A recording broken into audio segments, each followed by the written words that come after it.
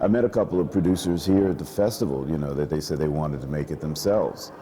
And I know for a long time, Mr. Arion resisted that.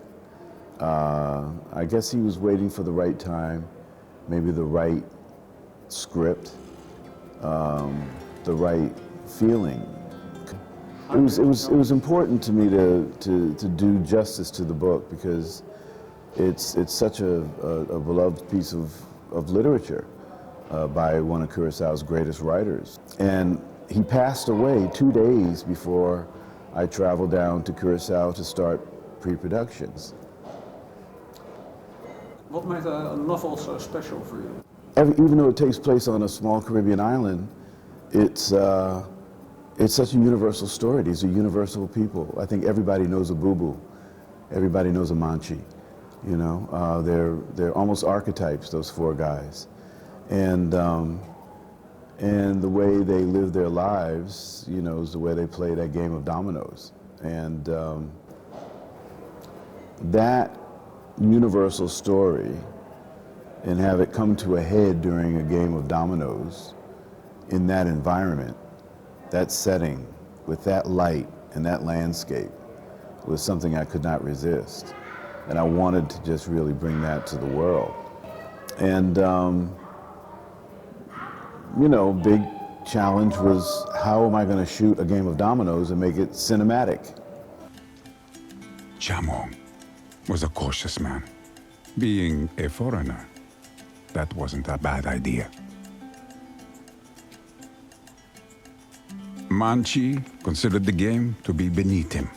He wished he could play bridge, like the Macambas. Ernesto was the strategist, smarter than the others, and always one step ahead of them. And I started thinking of them as a duel, almost like a Western, a duel. And one of my favorite filmmakers is Sergio Leone. And the great part about his duels is that a lot of it is what's happening here with the eyes of the character, you know, how he's looking at his opponent, you know, and that's what I wanted to do here. You know, we see these guys playing, we see them look at each other, we see them looking at their partners and plotting and strategizing and everything.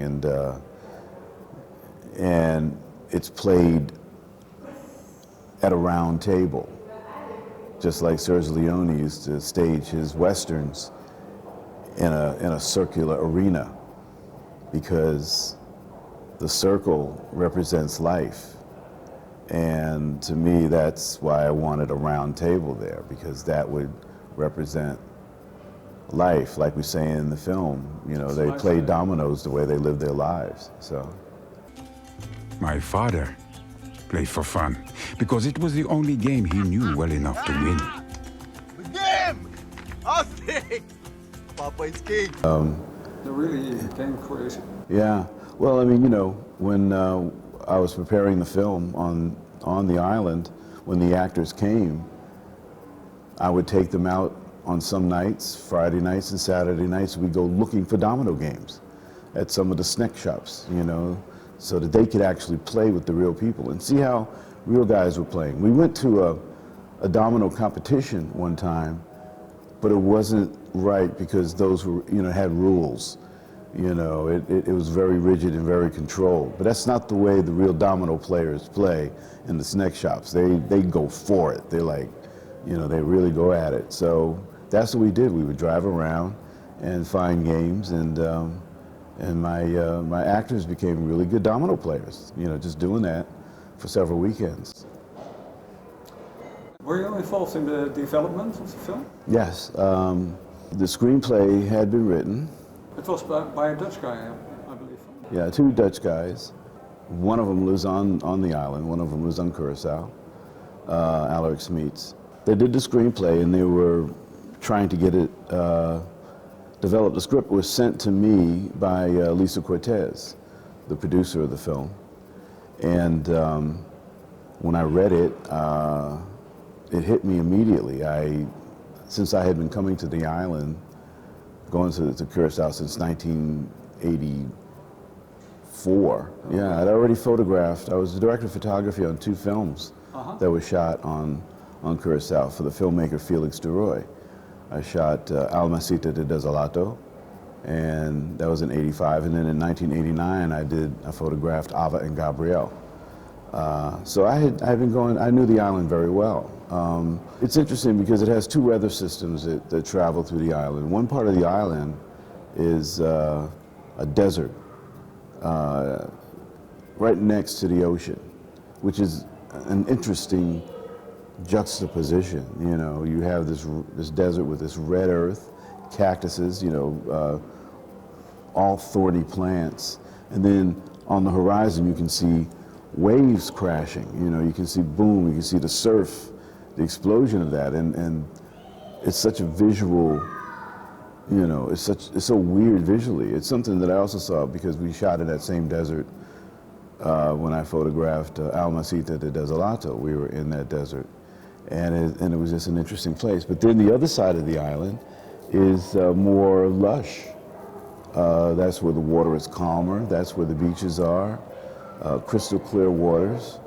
Yeah, I mean, it's almost surreal how.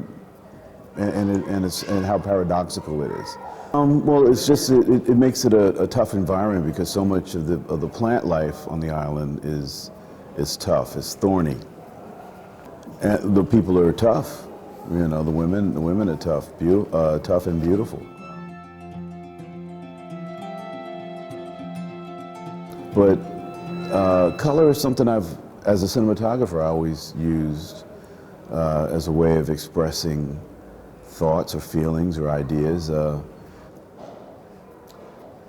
I think too many films today take color for granted. They don't use color. It's just there, so they just go with it.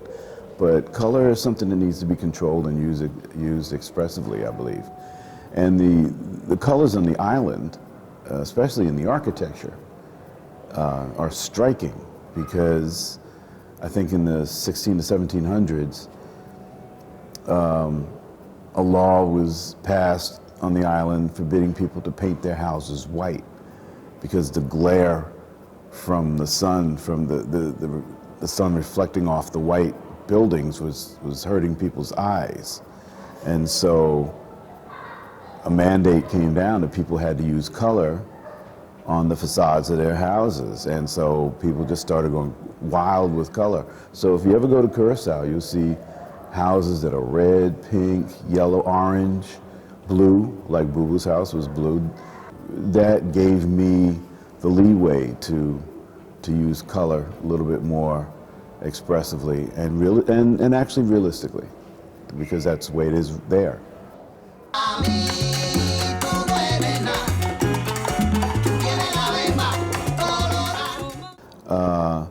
That song was actually a redo of a song that was sung by Celia Cruz, who, when she left Cuba, she lived in Curaçao for a while. And all of her music had been done in Spanish, except for that one song that she recorded in Papiamentu. And we got Aimee Nuviola, who is the singer, and she recreated that song.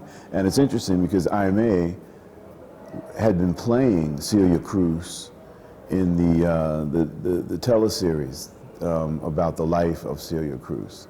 So so she sang that. She brought that song back, you know. So it's a little bit of history, kind of like repeating itself there. In my feeling, Boo Boo is the protagonist. Well, he is in the book. In the book, it only takes place in 1973, but it's interesting because some of the things that happen in the book are left kind of unresolved by the end of the novel, and I thought the screenwriters did a great job of the framing device of the modern day Ostrich as an older man coming back and trying to come to terms and reconcile himself with his home, the island that he left so long ago. He had divorced himself from the island, and he learns to love it again.